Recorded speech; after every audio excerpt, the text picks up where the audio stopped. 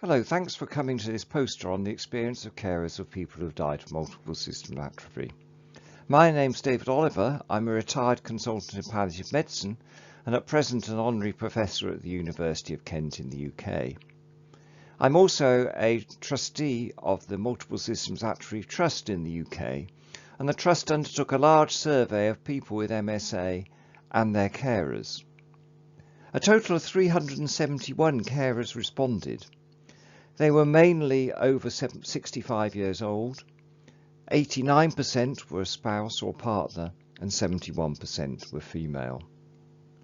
The person they had looked after had had MSA often for many, many years. 32% talked of the disease up to 5 years, 51% 6 to 10 years, and 13% lived with MSA for up to 15 years.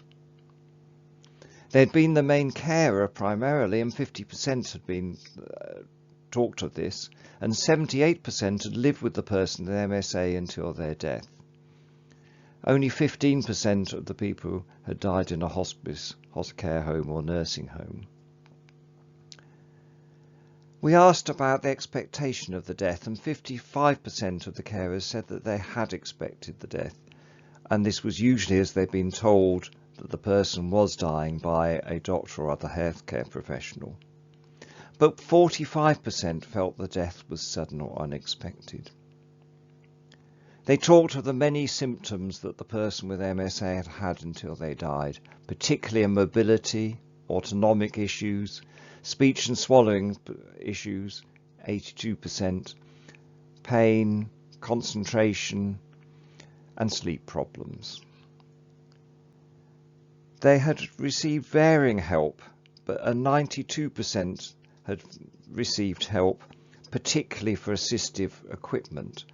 But they did talk of gaps in the knowledge and expertise of the people who were providing care. They often did not know about MSA.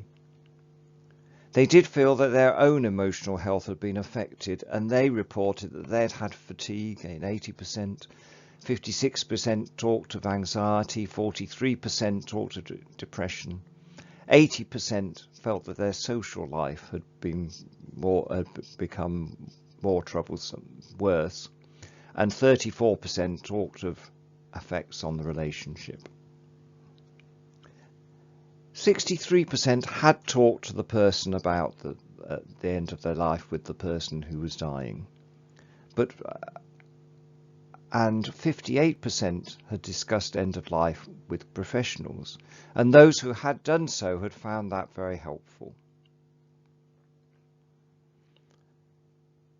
Overall, 77% were satisfied with the care at the end of life, and 55% felt that they had died in the place they'd wanted to be, which was very positive. However, I think the survey does show that carers may be unprepared, were often unsupported, and may have their own issues physically and emotionally of fatigue, anxiety and depression.